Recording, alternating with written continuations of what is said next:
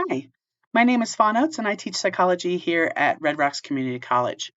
So I'm here today to talk to you a little bit about mental health in job placement and afterwards. So the first thing I want to talk about is the process of getting a job. One of the things that you're going to have to do is take some psychological tests. One of the biggest ones you're going to take is called the MMPI, or the Minnesota Multiphasic Inventory. Now, this is one of the most well-respected tests in psychology, so that's good. It's supposed to identify areas in which you might be struggling. So in terms of mental health, anxiety or depression or um, things like that. So why do this check? Why do you have to take this really long 500 question plus true false test? Well, as you can imagine, this job is very, very, very stressful. It's more stressful than almost any other job that you can do. So we want to make sure that people are fully prepared to do that job once they get in. If you have a history of depression or anxiety, or really kind of any mental instability, that's going to be problematic when it comes to doing the job and how you recover from that job.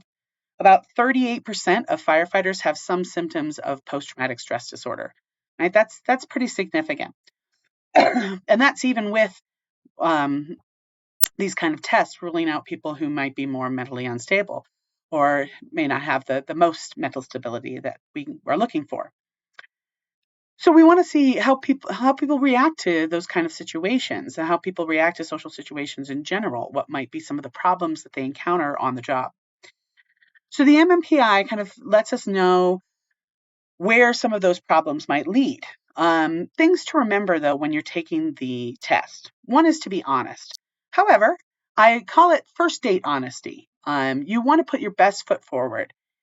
Who is the best possible you? Still you, right? Still the usual you, but you on a great day. One of the things that the MMPI is built to do is also look at lies. Are we misrepresenting ourselves to look better? So it'll ask questions like, have you ever been so mad that you've, wished ill of a family member? Well, we all have, right? That's pretty usual. It's not nice, but it's usual. So if you say no to that, it comes up on the lie scale. So if there's too many of these that we call lies, then the test isn't you don't pass the test. So you do want to be honest. You do want to do a test that represents you.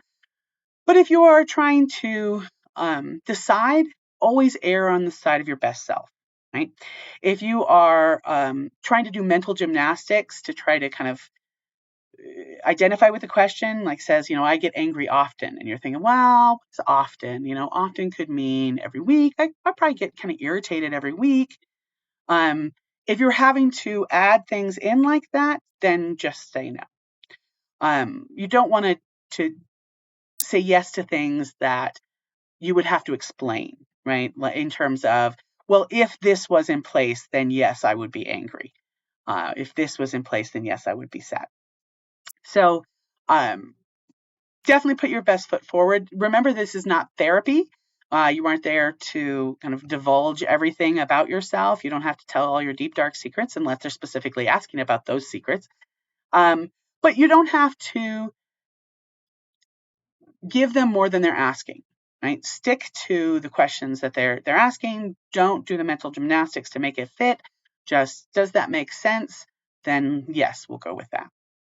With the interview, things are very similar in that way, right? It's just instead of saying yes, no to a questionnaire, now you're saying yes, no to a person. It's still not therapy, so please do not think of it like therapy. You don't have to divulge everything. There is no confidentiality when it comes to any of this process. So be aware of that. They are trying to assess you, evaluate you, so they're going to use everything that you give them to do that. One minor thing that comes from social psychology is even how we prepare for an interview. One of the things that we found is how we hold our bodies makes a big difference in our neurochemistry. So one of the things you can do before your interview, and I know this sounds silly, I know it, you're going to feel silly doing it, is get into this position. Hands on the hips, chest out high, head up high, right? If you do that for about 5 minutes before your interview, we actually find that you'll be more confident, you'll show your best self, your cortisol goes down, which is a stress hormone. You feel pretty good. Because, right, it's all about just trying to put your best self forward.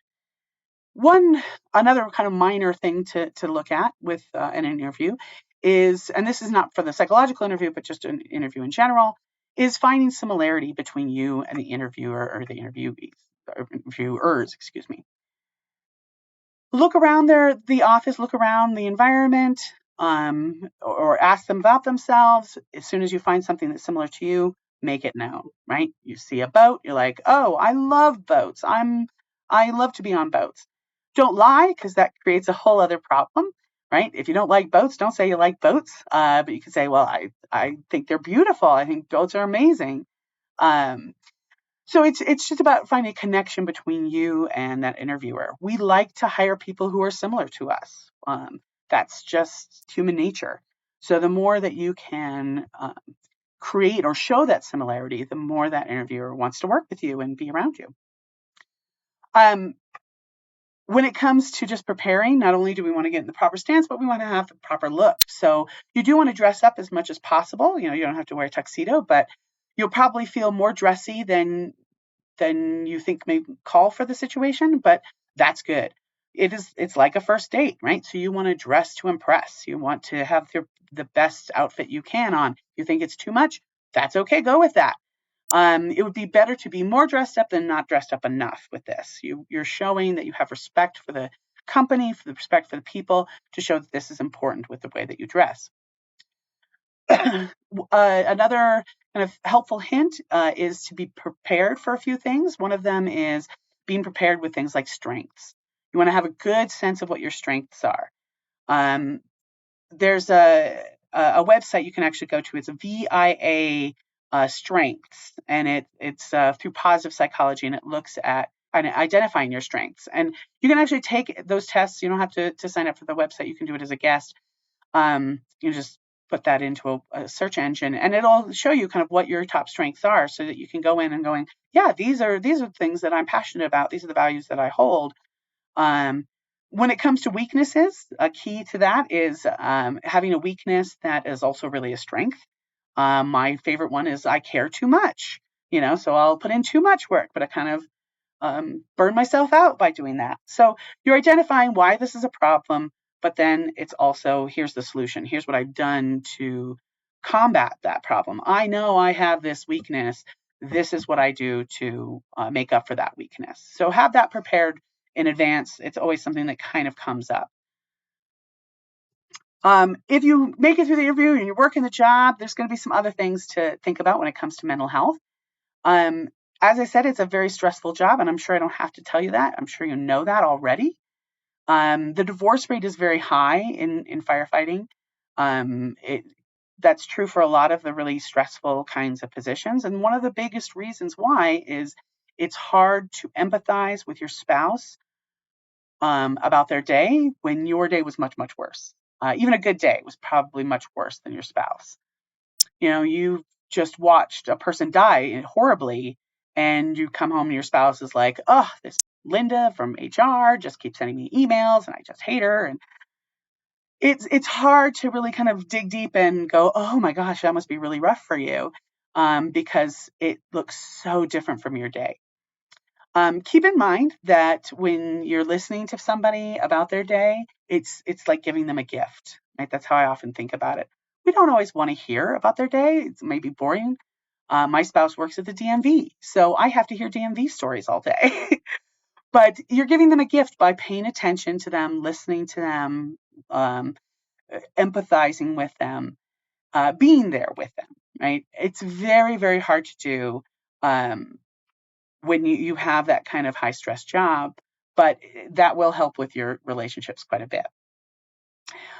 Self-care is going to be a big one, and you've probably heard that before too, and probably dismissed it because we don't do a lot of self-care in our culture. But what does even self-care look like? Well, it's kind of the hobbies of life. It's the things that you enjoy that don't take a lot of self-control, right? I don't have to use self-control to paint or to go on a bike ride. Those are things I enjoy doing. And so that actually helps me recover from the stress of the job.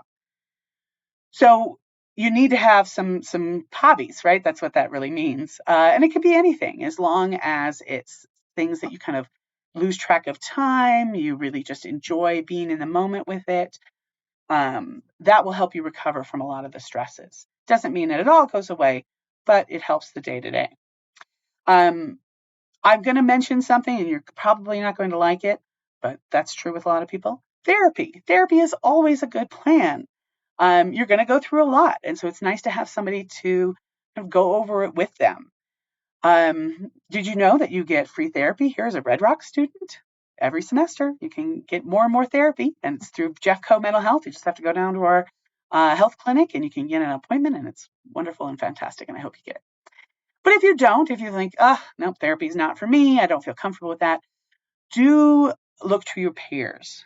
Peers are a lot like group therapy, right? It's about finding out what works for other people, what they've done to help, what their trials and tribulations have been with working on the job. You're going to find out a lot from those veteran firefighters about how to deal with it. They have done it for a very long time. So there is some wisdom there, but there's also some not so good coping mechanisms, because you're going to hear a lot of, I drank myself to a stupor every night, or things like that. So be on the lookout for the good and the bad. But do rely on your peers. The people that you are next to, even if they're not going to be on the job with you, the other students that you're studying with right now, they will be there to help you when you're struggling. Or at least I hope they will be. I hope that you are allowing yourself to be available to them, and that they'll do the same for you, because that's one of the biggest things that will help you. They are the people to understand. They're the people to say, yeah, I've had that really bad day too. Because if you say to your spouse, I just saw a whole bunch of dead bodies, they may not be prepared to deal with helping you through that, but your peers will be. So do use them. Do make sure that you have good relationships with others that are going into the field, so that you can continue that and get that support. All right, well, I hope that this helped. I hope that this gave you some good ideas. I hope that you take other psychology classes and get even more information, but time is limited. So I hope that you got a good understanding of mental health and where you're going from here. Have a good semester.